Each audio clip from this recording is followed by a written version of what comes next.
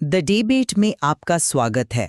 एक ऐसा मंच जहां हम वैचारिक मतभेदों और सम्मानजनक संवाद के माध्यम से किसी भी विषय की गहराई को समझते हैं। और आज के शो की शुरुआत मैं एक बहुत ही अजीब से सवाल के साथ करना चाहती हूँ। अच्छा, कैसा सवाल? मान लीजिए आप दुनिया के सबसे महान नोबेल पुरस्कार विजेता भौतिक विज्ञानी के पास जाते हैं, एक ऐसा जीनियस जिसने ब्रह्मांड के, ब्लैक होल्स के और क्वांटम फिजिक्स के सबसे गहरे रहस्यों को सुलझा लिया है। ठीक है, मान लिया। तो मैं ऐसे महान इंसान से क्या पूछ रहा हूँ? वही तो, आप उनसे ब्रह्मांड का कोई रहस्य नहीं पूछते। इसके बजाय आप अपनी जेब से अपने महीने के राशन का बिल निकालते हैं और कहते हैं कि सर जरा इसे कैलकुलेटर की तरह जोड़कर बता दीजिए कि टोटल कितना हुआ। ये तो बहुत ही हास्यास्पद होगा। मतलब कोई ऐसा क्यों करेगा? बिल्कुल, आप खुद सोचिए, ये उस वैज्ञानिक की महान मेधा का अपमान है या आपकी खुद की समझ का? देखिए, ये नजरिया बहुत ही दिलचस्प है, लेकिन अगर आप इसे हमारी आज की चर्चा से जोड़ रही हैं, तो मेरा मानना है कि ये बहुत ही सीमित और एक तरफा है। आप ऐसा क्यों मानते हैं? क्योंकि आप एक असीम शक्ति को एक मामूली टूल किट के लेवल पर ला रही हैं और साथ ही इंसानी जरूरतों को बहुत ही नीचा दिखा रही हैं। और यही वो विडंबना है जिस पर हमारा आज का पूरा शो आधारित है। हम बात कर रहे हैं आध्यात्मिक लेखक तजिंदर प्रीत जी की एक बहुत ही तीखी, बेबाक और विचारोत्तेजक रचना के बारे में, जिसका शीर्षक है इंडिविजुअल गू, मतलब व्यक्तिगत गंदगी। हाँ, एक बहुत ही विवादास्पद शीर्षक है। बिल्कुल है। और हमारा मुख्य प्रश्न ये है कि क्या ईश्वर के साथ हमारा व्यक्तिगत रिश्ता, जैसे हमारी रोजमर्रा की इच्छाएं, मांगें, सपने और शिकायतें, क्या ये वास्तव में हमारे अहंकार की एक गंदगी है या फिर ये मानवीय और ईश्वरीय संबंध का एक स्वाभाविक हिस्सा है? एक बहुत ही अहम सवाल। हाँ, और मैं यहाँ स्पष्ट रूप से इस बात का समर्थन करती हूँ कि ईश्वर को अपनी क्षुद्र इच्छाओं के लिए एक पर्सनल असिस्टेंट समझना आध्यात्मिक रूप से एक गंभीर बीमारी है, जिसे लेखक ने बहुत ही सटीकता से पहचाना है। और मैं इस अप्रोच का कड़ा विरोध करता हूं। मेरा तर्क यह है कि इंसानी भावनाओं, हमारी गहरी असुरक्षाओं और जीवन के संघर्षों को केवल गंदगी या बकवास मानकर खारिज कर देना एक बेहद कठोर दृष्टिकोण है। ये अमानवीय है। अमानवीय कैसे? क्योंकि ये एक ऐसा रास्ता है जो हमें ईश्वर से जोड़ता नहीं, बल्कि हमें अपने ही अस्तित्व से नफरत करना सिखाता है। मुझे लगता है कि हमें इसे थोड़ा विस्तार से समझना चाहिए। आप जो अभी ये शो सुन रहे हैं, सोचिए कि आपने आखिरी बार ईश्वर से क्या मांगा था। लोग आमतौर पर अपनी परेशानियां ही लेकर जाते हैं। बिल्कुल, शायद नौकरी में एक प्रमोशन, किसी बीमारी से छुटकारा या फिर बच्चों के अच्छे नंबर, है ना? तजिंदर प्रीत जी का ये मूल पाठ इसी यथार्थ पर प्रहार करता है। लेखक कहते हैं कि मनुष्य ने अपनी आध्यात्मिक समझ को इतना सिकोड़ लिया है कि उसने ईश्वर को अपना एक पर्सनल असिस्टेंट बना लिया है। Personal assistant? या फिर कहें तो आज के जमाने की एलेक्सा। मतलब हम दिन भर अपने मन में एक इंटरनल वॉइस कमांड देते रहते हैं कि भगवान मेरा वो काम करवा दो, भगवान मेरे साथ ऐसा क्यों हुआ, या मेरी सैलरी बढ़ा दो। हाँ, ये तो आम बात है। वही तो। और हम उम्मीद करते हैं कि ब्रह्मांड की सर्वोच्च सत्ता एक असिस्टेंट की तरह हमारी इन कमांड्स का तुरंत जवाब दे। लेकिन रुकिए, क्या प्रार्थना का मूल अर्थ ही ये नहीं है? मतलब जब एक इंसान किसी उच्च शक्ति के सामने झुकता है, तो वो अपनी कमजोरियों को ही तो सामने रखता है। नहीं, यही तो हम सबसे बड़ी गलती कर रहे हैं। कैसे? उठाते हैं कि हमारी ये जो व्यक्तिगत सोचें हैं, हमारे स्वार्थ से भरे सपने, हमारी डिमांड्स और ईश्वर से हमारी जो शिकायतें हैं, ये सब सिर्फ हमारा पर्सनल गू है, हमारे व्यक्तिगत गंदगी। ये बहुत ही कठोर शब्द है। इसे ऐसे समझिए, क्या आप अपने मन की हर स्वार्थी बात, अपनी हर छोटी जलन या लालच को अपने माता पिता, भाई बहन या सबसे करीबी दोस्त को पूरी तरह सही सही बता सकते हैं? शायद नहीं। सब कुछ तो नहीं बताया जा सकता। नहीं ना, क्योंकि हमें खुद अपनी उन सोचों पर शर्म आती है। फिर भी हम उस सर्वशक्तिमान ईश्वर के सामने वही मानसिक गंदगी रोज परोसते रहते हैं। आप कह रही हैं कि जो बातें इंसान अपने करीबी रिश्तेदारों या दोस्तों को नहीं बता पाता, वो उसकी गंदगी है। मैं इसे एक बिल्कुल अलग नजरिए से देखता हूँ। अच्छा, तो आपका नजरिया क्या है? देखिए, जो बातें हम किसी को नहीं बता पाते, वही तो हमारी सबसे गहरी असुरक्षाएं हैं, है ना? हमारे सबसे गहरे डर हैं। एक इंसान ईश्वर के पास तभी जाता है जब वो दुनिया में सबसे ज्यादा अकेला और असुरक्षित महसूस करता है। यदि ईश्वर के सामने भी अपनी इन सच्ची भावनाओं को व्यक्त करना एक बीमारी या गंदगी मान लिया जाए, तो फिर ईश्वर और इंसान के बीच का रिश्ता बचा ही कहाँ? आपकी बात में एक इमोशनल अपील जरूर है, लेकिन डर और स्वार्थ में एक बहुत बड़ा फर्क होता है। स्वार्थ? हाँ, जब मैंने पहली बार पाठ में गुहू केक शब्द पढ़ा, हाँ, वो शिट केक वाला हिस्सा। बिल्कुल, तो सच कहूं मुझे भी बहुत अजीब लगा था। मुझे लगा कि कोई लेखक ईश्वर के संदर्भ में इतनी असभ्य भाषा का इस्तेमाल कैसे कर सकता है। लेकिन जब मैंने इसके पीछे के मनोविज्ञान को समझा तो ये एकदम स्पष्ट हो गया। क्या स्पष्ट हो गया? मुझे तो ये सिर्फ अपमानजनक लगा। देखिए, हम यहाँ एक मासूम बच्चे की असुरक्षा की बात नहीं कर रहे हैं, हम बात कर रहे हैं उस मानवीय अहंकार की जो ईश्वर को एक ट्रांजैक्शन मशीन समझता है। Transaction machine? आप एटीएम मशीन में कार्ड डालते हैं और पैसे की उम्मीद करते हैं, और अगर पैसे ना निकलें तो आप मशीन पर गुस्सा करते हैं। क्या हम ईश्वर के साथ यही नहीं कर रहे हैं? कभी कभी लोग ऐसा करते हैं, मैं मानता हूँ। हमने 2 अच्छे कर्म किए और उम्मीद की कि ईश्वर तुरंत हमारा काम कर दे। ये ट्रांजैक्शनल नेचर ही वो गंदगी है जिस पर लेखक चोट कर रहे हैं।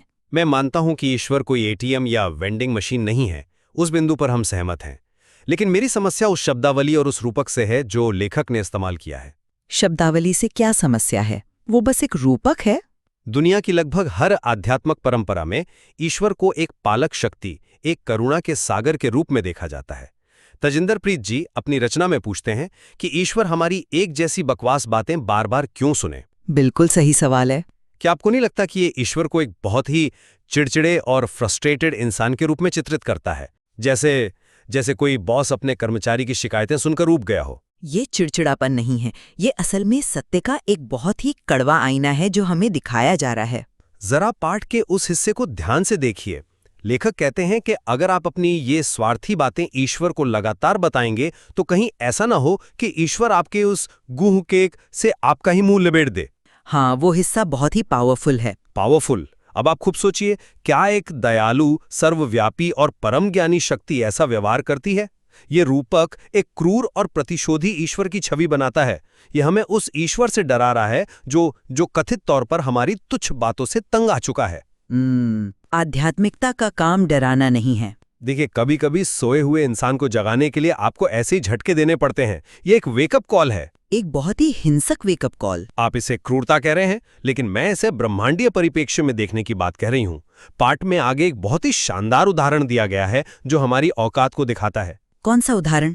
आप जरा इमेजिन कीजिए, एक तरफ जेम्स वेब टेलीस्कोप से दिखती हुई अरबों आकाश गंगाएं हैं, ब्रह्मांड की उत्पत्ति है, और दूसरी तरफ एक आदमी इस बात पे डिप्रेशन में है कि मोहल्ले में लगाए गए उसके कद्दू का साइज उसके पड़ोसी के कद्दू से छोटा क्यों रह गया। कद्दू का कंपटीशन? हाँ, पाठ में सीधे तौर पर इसका जिक्र है। लेखक कहते हैं कि इस विशाल ब्रह्मांड और उसमें मौजूद उड़न तश्तरियों जैसी रहस्यमयी चीजों के सामने हमारे मोहल्ले के कद्दू के कंपटीशन की क्या अहमियत है। मतलब वो हमारे दैनिक जीवन की तुलना ब्रह्मांड से कर रहे हैं। बिल्कुल। या फिर हम मिल्खा सिंह बनने का जो सपना देखते हैं, हमें लगता है कि हमारे दौड़ने से ब्रह्मांड में कोई बहुत बड़ा बदलाव आ जाएगा। लेखक बिल्कुल सही कहते हैं कि जब हमें लगता है कि हम बहुत घैंट हैं, मतलब बहुत महान हैं, तब असल में ईश्वर हमारा स्वाद ले रहा होता है। स्वाद ले रहा होता है? हाँ, मतलब हमारी इस मूर्खता के मजे ले रहा होता है।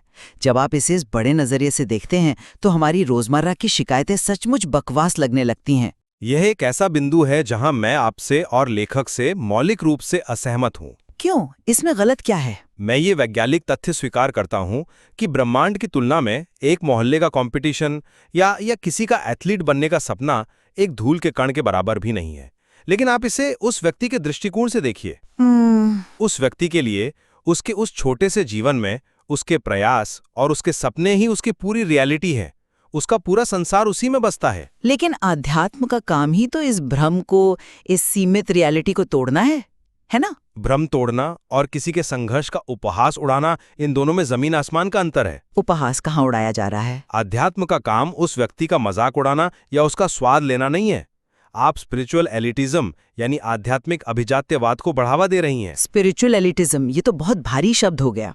लेकिन सच है, ये दृष्टिकोण हमें बताता है कि केवल वही लोग आध्यात्मिक हो सकते हैं जो ब्लैक होल और आकाशगंगाओं के रहस्यों पर विचार करते हैं, और जो आम लोग अपने बच्चों की फील भरने या अपनी छोटी लड़ाइयां लड़ने में लगे हैं, वे बस गंदगी में जी रहे हैं। यह एक बहुत ही अलगाववादी सोच है। आप स्पिरिचुअल एलिटिज्म की बात कर रहे हैं, जो सुनने में एक बहुत ही वाजिब चिंता लगती है। लेकिन क्या सच को सिर्फ इसलिए झुठला दिया जाए कि वो कड़वा है? सच कड़वा हो सकता है, पर अपमानजनक नहीं। देखिए, अगर एक बच्चा रो रहा है कि उसका मिट्टी का खिलौना टूट गया है, तो माँ उसे चुप जरूर कराती है, लेकिन माँ जानती है कि ये कोई असली त्रासदी नहीं है। लेखक यही कह रहे हैं, अगर हम उस मिट्टी के खिलौने के टूटने को गंदगी या भ्रम नहीं कहेंगे, तो हम उससे बाहर कैसे आएंगे? तो आपके हिसाब से बाहर कैसे आया जाए? सवाल यही उठता है कि एक आम इंसान इस भ्रम से बाहर कैसे निकले? वो खुद अपना डॉक्टर तो बन नहीं सकता, और यहीं तजिंदरप्रीत जी सयाने गुरु और अच्छी लैब की अवधारणा लाते हैं। आप उस लैब वाली बात को एक सकारात्मक समाधान के रूप में देखती हैं। मुझे लगता है वो इस पूरी समस्या को और भी मैकेनिकल बना देता है। वो मैकेनिकल नहीं, बल्कि पूरी तरह से प्रैक्टिकल है। लेखक कहते हैं कि हमें अपने इस पर्सनल गुण की टेस्टिंग किसी अच्छी लैब में करवानी चाहिए, जो कि असल में एक सयाना गुरु है। एक लैब के रूप में गुरु? हाँ, ये आत्मनिरीक्षण का एक बहुत ही वैज्ञानिक तरीका है। जब आप बीमार होते हैं और मेडिकल लैब में जाते हैं, तो पैथोलॉजिस्ट आपको एक रिपोर्ट देता है कि आपके शरीर में कौन सा इन्फेक्शन है। उसी तरह एक सच्चा गुरु आपको आईना दिखाता है। लेकिन व्यावहारिक रूप से ये टेस्टिंग कैसे होती है? गुरु कोई मशीन तो है नहीं जो ब्लड टेस्ट कर ले। यही तो इसका सबसे दिलचस्प पहलू है। गुरु ये टेस्टिंग मनोवैज्ञानिक स्तर पर करता है। मतलब? मान लीजिए आप एक सच्चे गुरु के पास जाते हैं और कहते हैं कि मेरा बिजनेस नहीं चल रहा, कृपया मेरे लिए प्रार्थना करें। एक सयाना गुरु आपके बिजनेस को आशीर्वाद देने के बजाय आपसे पूछेगा कि तुम्हारा बिजनेस तुम्हारे लिए इतना मायने क्यों रखता है कि तुम उसके लिए अपनी शांति खो बैठे हो। ये तो एक आम दार्शनिक सवाल है। हाँ, लेकिन वो गुरु आपके सवालों को इग्नोर करेगा, आपको ऐसे हालात में डालेगा जहां आपका अहंकार टूटे। वो आपको आपकी महत्वाकांक्षाओं की व्यर्थता दिखाएगा। ये प्रक्रिया आपको फ्रस्ट्रेट कर सकती है, लेकिन यही वो डायग्नोसिस है। डायग्नोसिस? जी, गुरु आपको बताता है कि आप किस गंध में फंसे हुए हैं और क्या आप इस बीमारी के साथ कभी ब्रह्म ज्ञान तक पहुंच पाएंगे या नहीं। मुझे इस समाधान के तरीके पर बहुत गहरी आपत्ति है।